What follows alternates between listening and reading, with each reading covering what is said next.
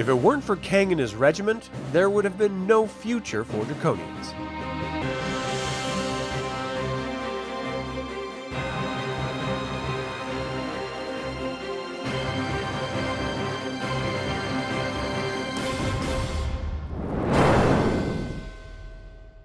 Welcome to another DragonLance Saga episode. My name is Adam, and today I'm going to talk about Teyr, a Draconian nation.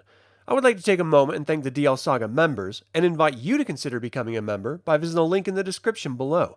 You can even pick up Dragonlance gaming materials using my affiliate links. I'm referencing the Dragonlance campaign setting and Age of Mortals source books for this information. If I leave anything out or misspeak, please leave a comment below.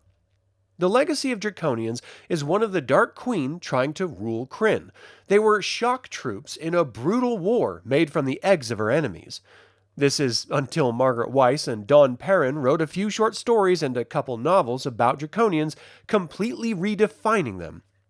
After the War of the Lance and the defeat of Takhisis, most mortals, both good and evil, saw Draconians as needing eradication.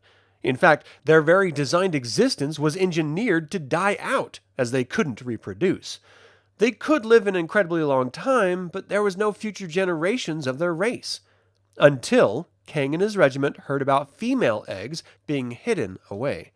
This was a long shot, and it could spell their doom, but the Draconians saw it as their only hope for a future, so they took up the quest. The only problem was, these eggs were secreted into the depths of Thorbarden, and it was at the same time that chaos was unleashed and waging the chaos war on all creation. They were ultimately successful in discovering the eggs and defeating the chaos minions that were in their way, securing their race. The downside to discovering the one thing that can perpetuate your race is that one typically overprotects them. We see this with religious women adopting roles defined for them by their culture, and we saw it with the Draconians and their females. And what it all ignores is that life itself is difficult and the only constant is chaos, so the overprotection diminishes what would otherwise be a valuable contribution to a society. This was ultimately realized, and they discovered these females had talents and abilities that were different from the males. The next step in securing a future was to locate a home, somewhere these Draconians could live in perpetuity. What they discovered was an ancient dwarven settlement called Thorald. Its origin was nearly 200 years before the Cataclysm, and its purpose was to guard against the ogres of blood and act as a settlement for trade. When the king priest demanded fealty, the dwarves refused, and Istar attacked. Just before the Cataclysm, Thorald was attacked, defeated, and fell to ruins. When the Draconians under Kang's direction discovered the ruins, they began to use their engineering background taught to them in the war and rebuilt the city stronger than ever with an onion motif as inspiration. The new city was located by the Knights of Takhisis in Naraka, and they tried to bring the city under their control, but ultimately failed. The Draconians had had enough of living someone else's life, and it was time to take their own destiny in their own claws.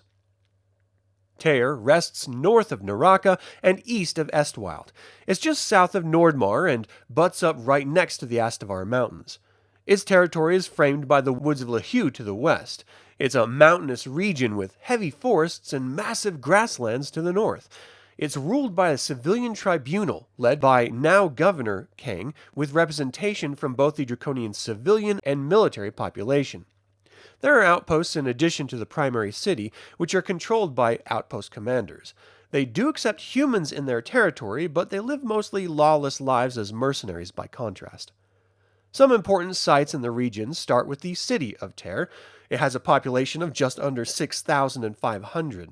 It's one of the most impregnable cities in all of Ansalon. Again, it is built with an onion motif, with its walls in successive layers. The first layer is thick outer walls, then the walls of the great central bastion, then finally the bastion itself. This walled city of stone features its government house, known as the bastion, at its center. It features military barracks within the walls and civilian businesses and domiciles outside the walls.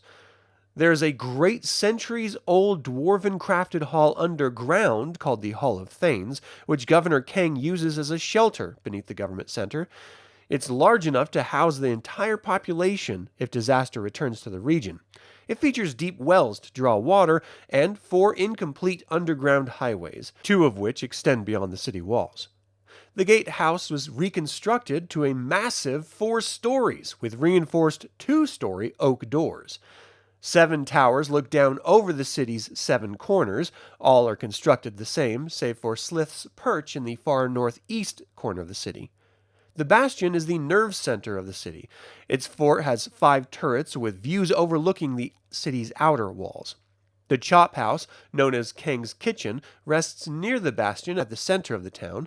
The smells of exotic spices and fresh meat drift through the nearby streets. Its cozy, warm interior is designed specifically for Draconians. At its far end is a raised platform for the governor and his top aides. The Drunken Dragon is located outside the city and earned its name due to the wicker dragon used as a roof. It's more of a social hall than a bar. Its inner walls feature a mural of the Battle of the Fortress of Maranta by Mack. The Noresh outpost is 60 miles south of Teyr and 30 miles west of Roban.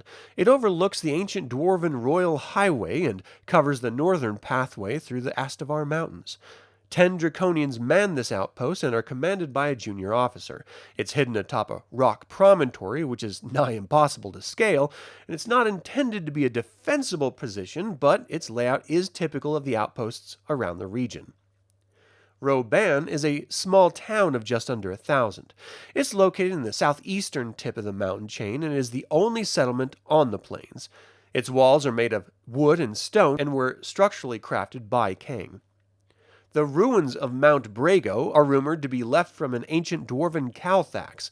It hasn't yet been mapped, as any who enter the ruins never return from them, so Governor Kang has declared the ruins off limits. Some other major geographical features include Mount Brago. It's the central feature of the western horizon as seen from the city of Teyr. Wild ogres can be seen wandering the ancient ruins scattered over its surface. And lastly, but certainly not least, is the Peak of Destiny.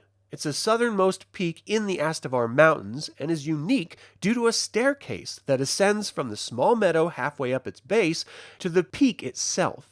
At the top of the peak is a viewing platform carved out of the living rock. On a clear day, the 3 peaks surrounding Sanction, known as the Lords of Doom some 200 miles away, can be seen. But that is all the time I have to talk about Teyr, a Draconian nation. What do you think about Draconians turning from wartime monsters to player characters? Will the nation of Teyr ever expand due to war with its neighbors? And finally, would you ever play a Draconian in this era? Leave a comment below. I would like to take a moment and remind you to subscribe to this YouTube channel, ring the bell to get notified about upcoming videos, and click the like button. This all goes to help other Dragonlance fans learn about this channel and its content. Thank you for watching. This has been Adam with DragonLance Saga, and until next time, remember, don't look downcast. You will have a chance to die.